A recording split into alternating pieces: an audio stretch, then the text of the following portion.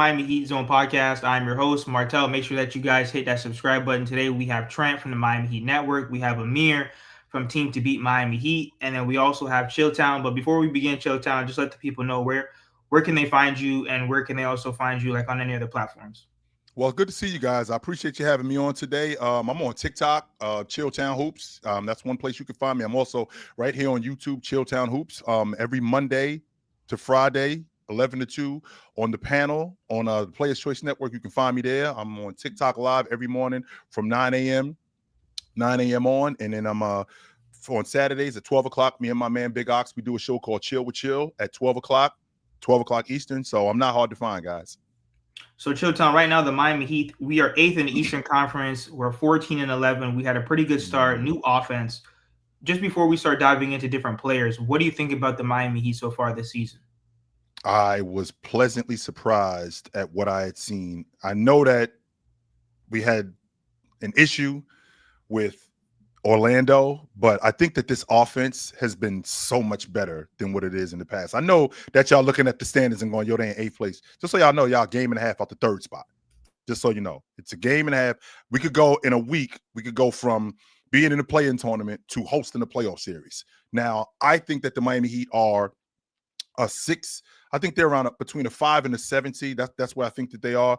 But the thing that I have been the most impressed with, which I haven't seen in the past, I'm seeing more this season, is how much faster you guys are playing, how much more the pace of the game has picked up for you guys. I think one of the main reasons why that's happened is because the new coach that you got from Memphis, he's now sped the game up. So I think that's a big-ass deal. Huge deal for the Miami Heat. I never understood why you guys didn't play this fast in the past, considering how good your defense was. I'm like, why don't they play faster? Is it because Jimmy was slowing you guys down? Is that what it was?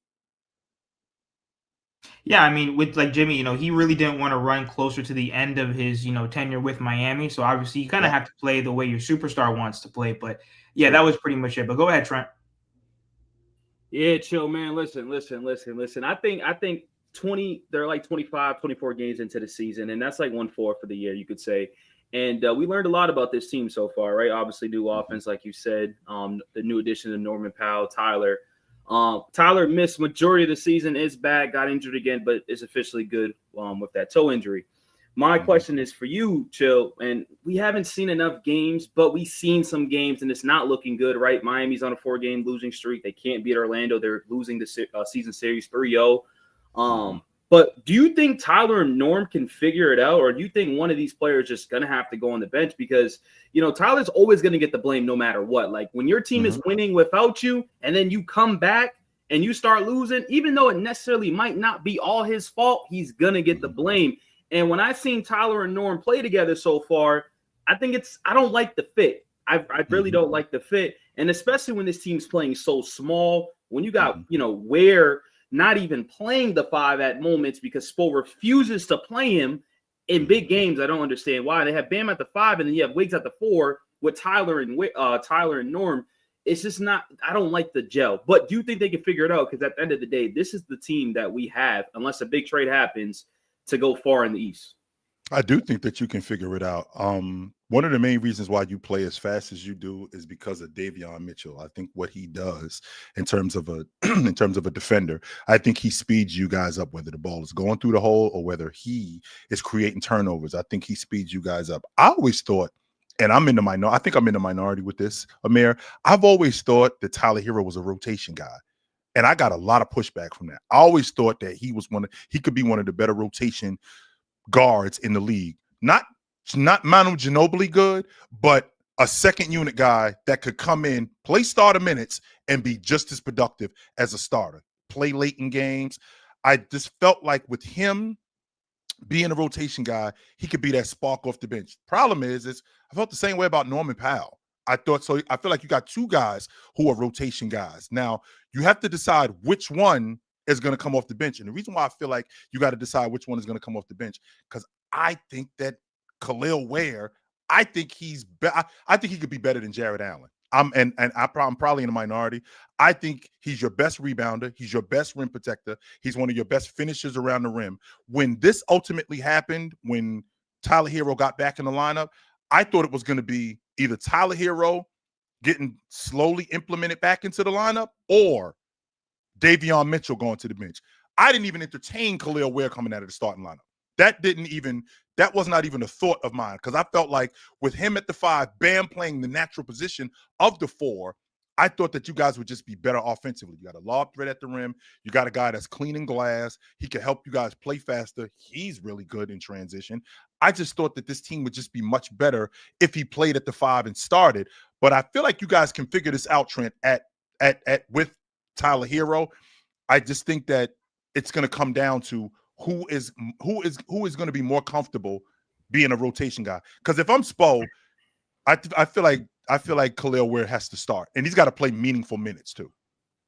So, man, before you go real quick, I just want to throw some numbers up to you with Tyler being back and without him, right? I'll make this quick. So without Hero, 123 points per game, offense rating 116.7, defensive rating 112.4, three-point shooting was about 38%, pace 104.5, record was 11-8. Now, with him, scoring goes down by 6. It goes to 117. So not a drastic change. Offensive rating drops down to 113. Defensive rating actually goes up with Tyler being there, which is kind of crazy to me. Three-point shooting goes down, but the record is 3-3, and the pace drops down a little bit too. So the numbers are very identical. That's why I don't want to always blame this on Tyler. I think it's more than that, and I think having Khalil Ware play 12 minutes in the last game is just unacceptable, and I think we need to start throwing more things at Spo, right? But we throw the name that Spo is one of the better coaches in the NBA, and I think so far he's tinkering these rotations for no reason, and it's affecting this team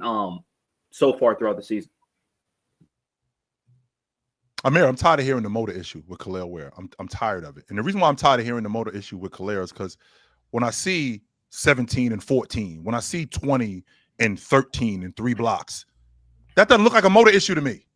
He's playing, and he's been productive as a big. So why isn't he playing more? And I can appreciate, Trent, to your point, with Tyler Hero, the numbers look identical. But I think the difference is when you got a scorer and a primary guy like Tyler Hero, when he gets back in the lineup, I think the emphasis goes to him as opposed to when he's off the floor. Like when they were playing without Tyler Hero, the offense was a lot more fluid. Andrew Wiggins was a lot better in transition. You get Tyler Hero back, now there's more of an onus on Tyler Hero. All right, we got to get him in the offense. We got to get him more involved. We got to get him the ball. And I think that your offense kind of suffers because of it.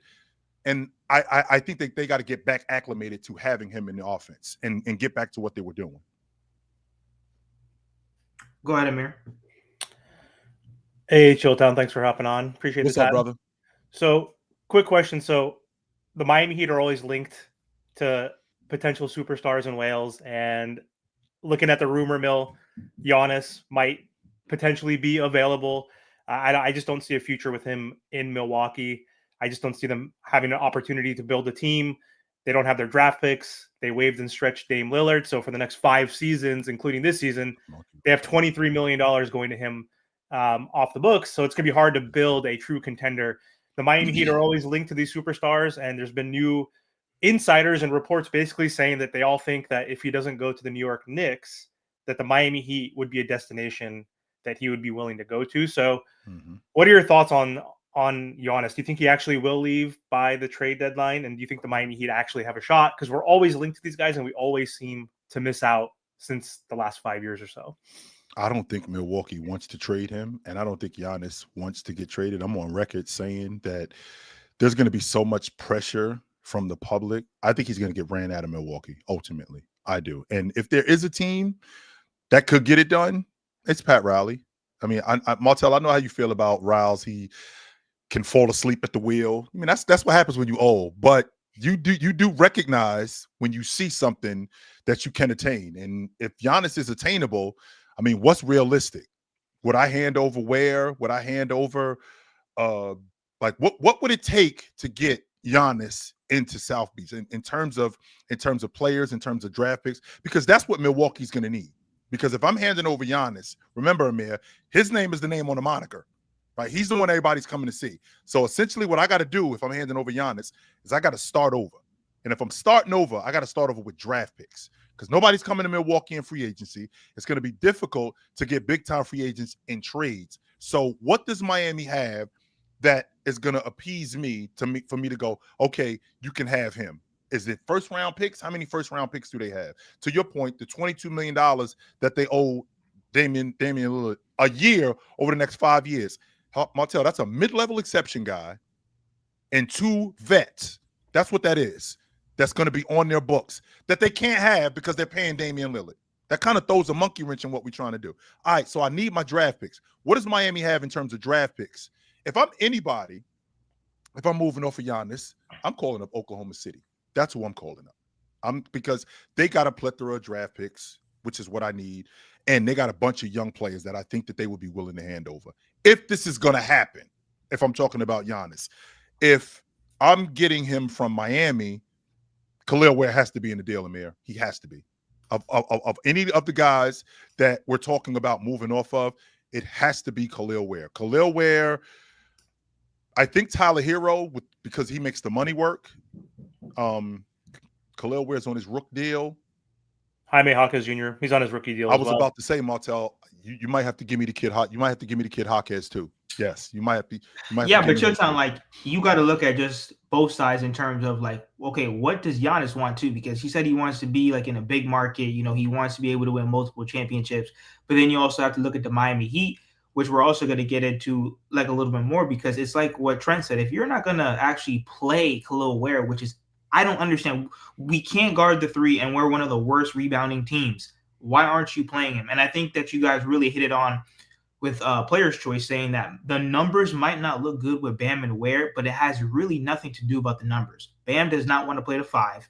And obviously we're getting out rebounding, giving up too many second and third and 4th chance points. Khalil Ware has to start. So I think it really comes down to, what is Pat Riley willing to part with? Because I know, Jovic really hasn't panned out, and, Jaime's up and down and Khalil Ware's up and down. But I agree with you, Chilltown. Khalil Ware could be something like AD, because he's athletic. He can shoot the 3. He could block shots. It's just last month, he had plenty of games.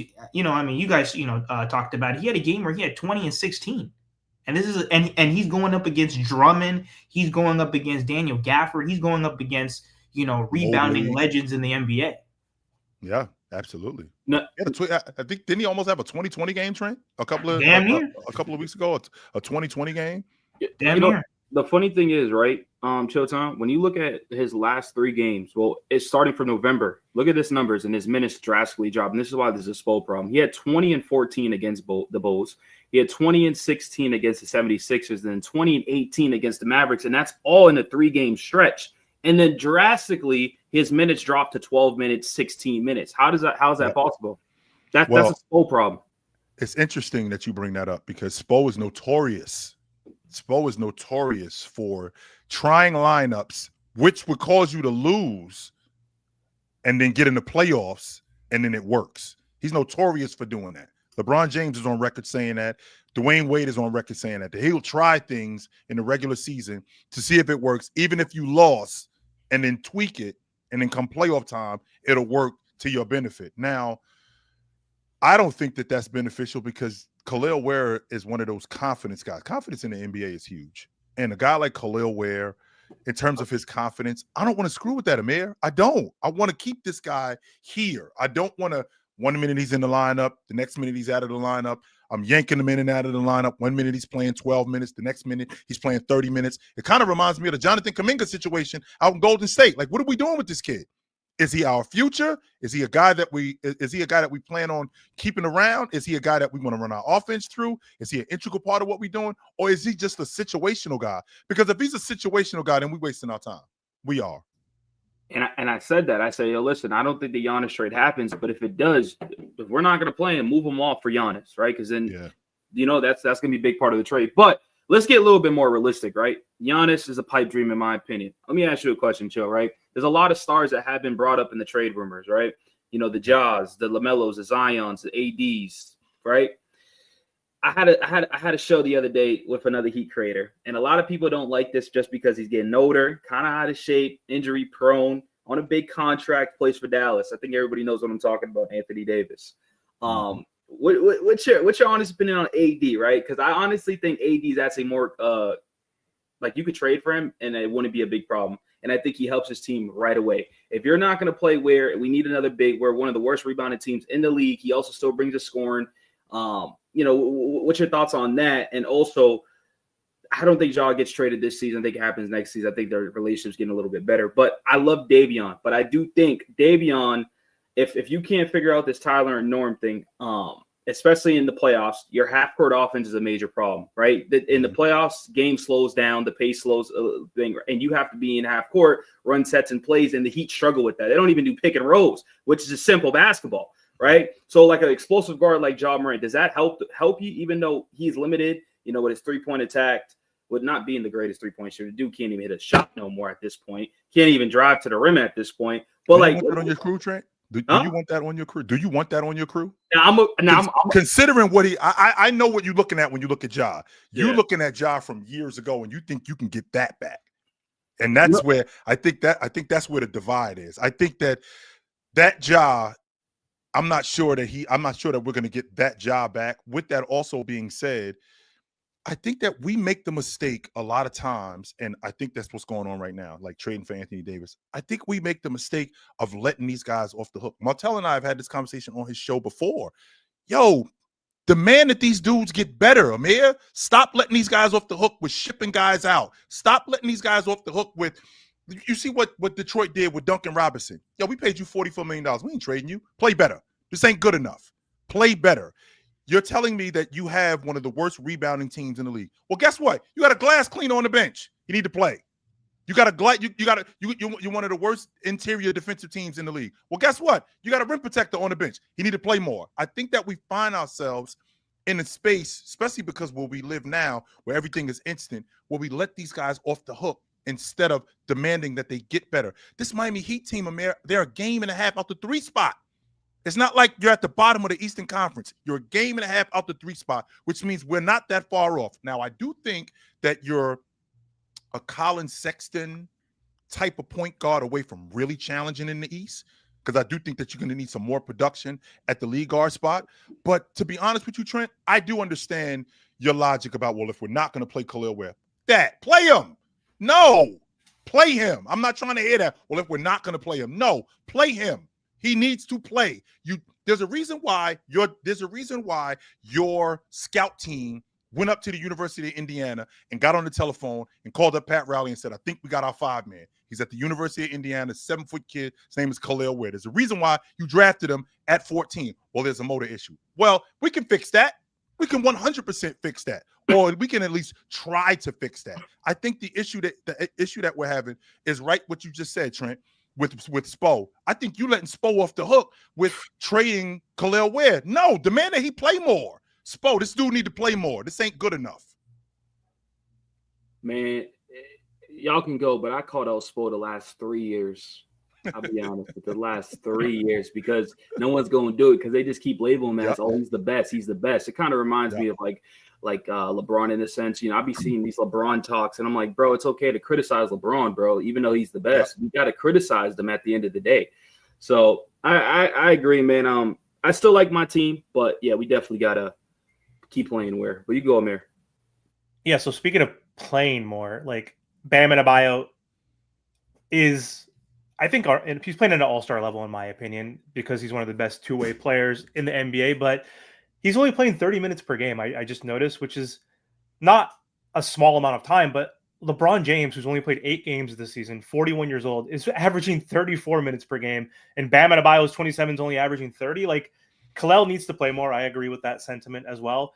I think Bam also needs to play more. Andrew Wiggins, who's 32 and doesn't really have a future with this team moving forward, he's playing 33 minutes. So I don't know why Spo has had moments where both Bam and Khalil have been on the bench. Same with having not.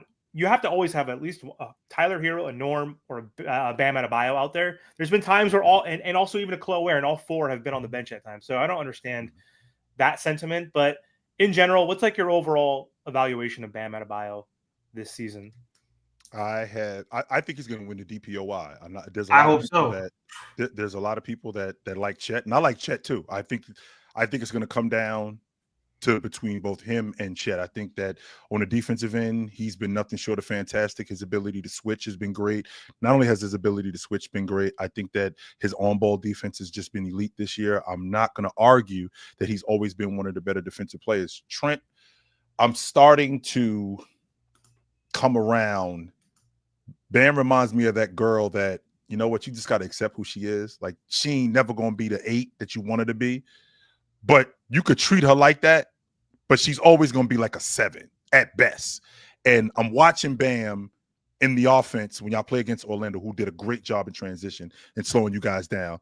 But watching Bam turn down wide open 17-footers to run the offense is what drives me nuts with him. He doesn't deviate away from the offense enough, because I do think that he can score the basketball. I just don't think that he deviates away from the offense enough to score. And I think that that's a big problem with him. And I kind of have to start accepting that that's who he is.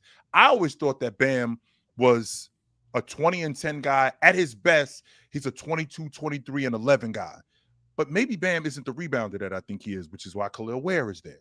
Maybe he isn't the bucket getter that he is, which would explain why they sped up the offense. And Martel, I know that you aren't big on Jaime Jaquez, but I think Jaime Jaquez has flourished in this offense. Because he's been solid in this offense. Yeah. I think that I think that this offense has been beneficial to him more than anybody else because of how fast they play. He looks great in this offense. But Bam, I think that I would love for him to be a little bit more aggressive as a bucket getter, but I have to accept the fact that maybe that's just not who he is. He's more of a defensive guy who can score, and 19 to 21 a game, that's probably who he is, and I'm just going to accept that. But I'm going to get elite level defense from him. So that's who I think he is. No, but Showtime, like, you're right. Like, we have to demand that they be better, because you're telling me that a team with Tyler Hero, Bam, Wiggins, and Powell can't get done. Like, how are they not going to the ECF surrounded by like the best coach in the NBA? And honestly, like I said, I think our role players are pretty decent for the most part, but it's like what you said. Bam needs to be a better leader in terms of, I don't understand why they're not playing through Bam more often. I don't know if Bam needs to demand the ball. I don't know if it's Spo. I don't know if it's Davion, but especially like the other night versus Orlando, you know, he was taking Wendell Carter Jr. off the dribble and everything, and he was getting his and ones. Why are we getting away from that? You know, why are we not feeding Bam the ball? Wiggins, he's only 30 years old. He's a champion. He's a veteran. I'm going to expect him to lead this team. Now, we already know Wiggins is up and down and he's quiet, but he's no scrub. He's far from a scrub. Same thing with Powell and Tyler. Yeah, they might give you those, you know, 6-man vibes, but I just think that we have a real good shot to go to the Eastern Conference Finals when I think this is one of the best teams on paper we've ever had. So who do you Have you? It's interesting you bring that up too, Trent. I mean, Martel, because have you seen a season, Trent, where the 7 seed, you wouldn't be surprised if they was in the NBA championship in the Eastern Conference? Have you seen a season where you wouldn't be surprised if the 8 seed or the 6 seed was in the NBA championship? This is one of those seasons where I would not be surprised if I saw Atlanta and Miami in the East Finals. That would not bug me out. I would not be surprised if I saw Cleveland and Detroit, or if I saw Atlanta and Milwaukee. That would not surprise me, because I feel like the East, to my point earlier, you know, he are a game and a half out the 3 spot. And if you end up getting hot and you end up rolling, I mean, this is a group that the way that they play, Trent, I don't buy into that ideology that, you know, when the playoffs start, the game slows down. We could keep playing fast. We could keep playing fast. They don't have to allow teams to slow them down. I thought Orlando did a good job because their transition defense was great. I mean, when that ball came off the glass, I mean, they had 5 guys touching the paint, 5 of them. I think that was a point of emphasis for Orlando. But I think that with this Miami Heat team, I think that we're talking about a group, especially with Andrew Wiggins, who was the same age as Jimmy Butler was when y'all got him. Like, he's not like he's washed or he's on the other. No, he's still in his prime. I think this is a Miami Heat team with the way that they play, how good that front line can be. I think that they can make some. I do think they can make some real noise. I do. I don't like your point guard situation in terms of Davion Mitchell being a bucket getter. That's where my issue is, because I realize that in today's game, that you have to be able to score it at the lead guard spot. You don't got to average 30. I'm not saying that part, Amir, but like 10, as a starting league guard, 10, 12. That's not good enough if you're trying to go deep into the playoffs, because you're going to run into crews like the Knicks with Jalen Brunson, who's a bucket getter. You're going to run into Cleveland with Darius Garland, who is also a bucket getter. You're going to run into Cade, who is a bucket getter. In 12, 14, that's not going to get it done. I need more from you at that league guard spot as a bucket getter. That's why I'm a little apprehensive about the Miami Heat going deep into the playoffs. No, chill. I heard you say one point guard that I think is disgusting, who I just refuse to say he's a bucket getter, and Darius Garland. Darius Garland is awful. Y'all that's gonna happen. He's been awful this season.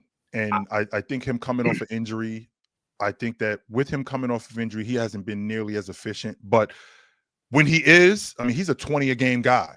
He 100%. I think that foot injury that he had last season, I think it's a lot worse than what they told us.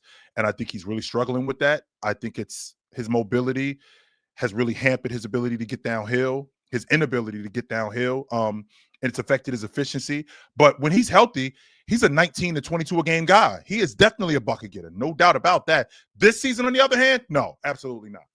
No. It's funny you brought him up, though, because I was going to ask you a question actually regarding him. Because I would be like, yo, who's like not straight up better, but like who would you rather have on your team and is a better fit in Davion and Garland? But you think he's a bucket getter, and I'm not a fan of him right now because he called out Tyler last postseason. Whoever, you know what I'm saying, calling out my guys, I'm riding behind them too.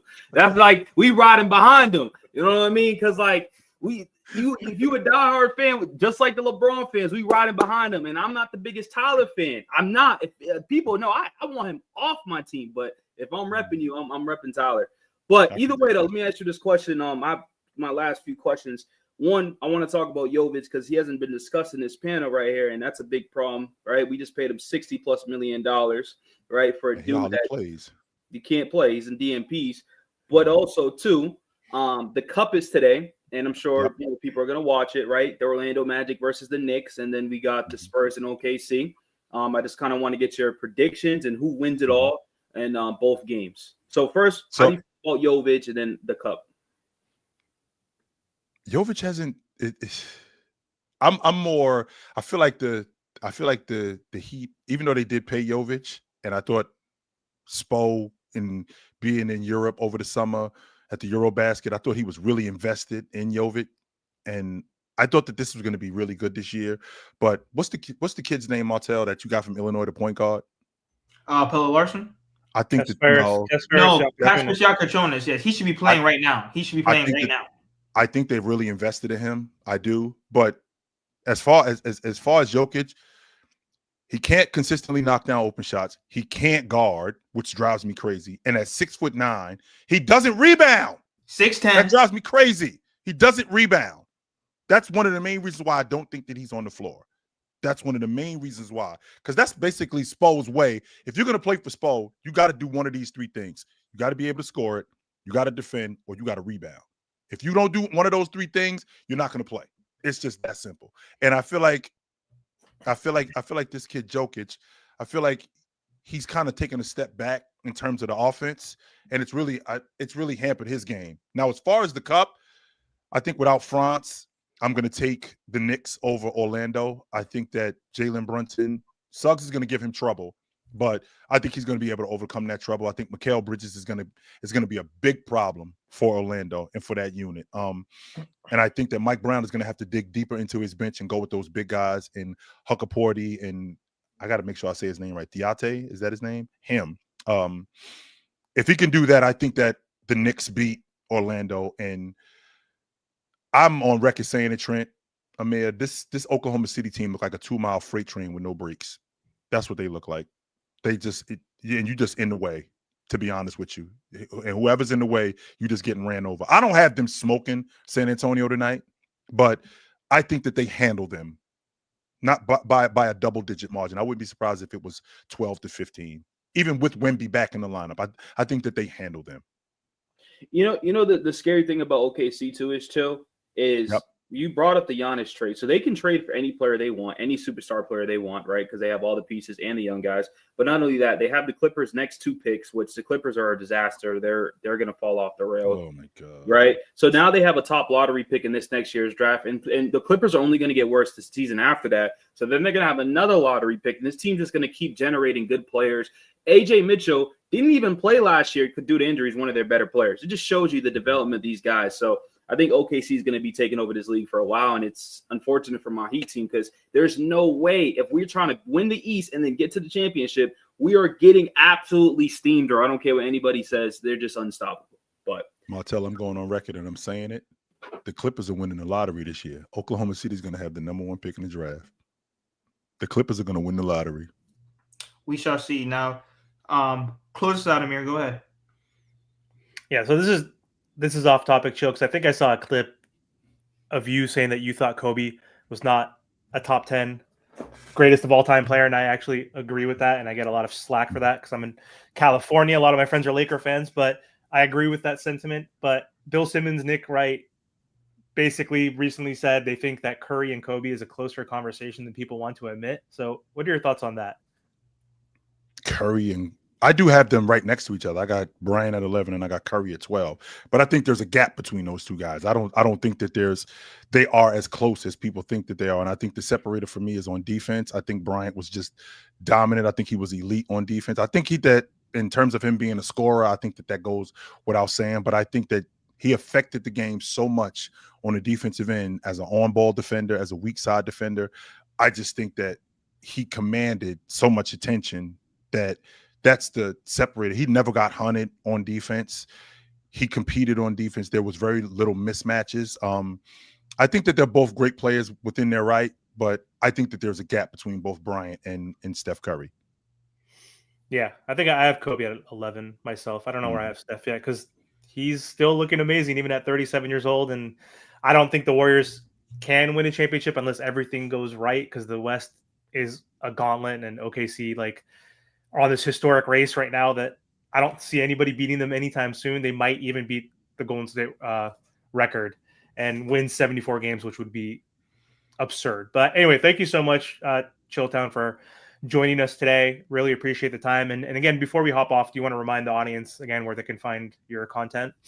Absolutely, guys. It's Chilltown Hoops. You guys can find me on TikTok 9 a.m. every morning, Monday to Friday. And if I'm not there, you can find me on the Players Choice Network on the panel from 11 to 2 Eastern time. If you can't find me there, you can find me on Chilltown Hoops right here on YouTube on the Chilltown Hoops Network. Me and my man Tony Tone, we do it on Tuesday nights. If you can't find me there, you can find me on the Players Choice Network again on Saturday afternoon. Me and my man Big Ox, we do Chill with Chill. So I'm not hard to find. It was great to be here, guys. It was great to talk Miami Heat basketball. You guys know where to find me if you need me, but I appreciate it. Thanks for having me, guys. No problem. And also, yeah, make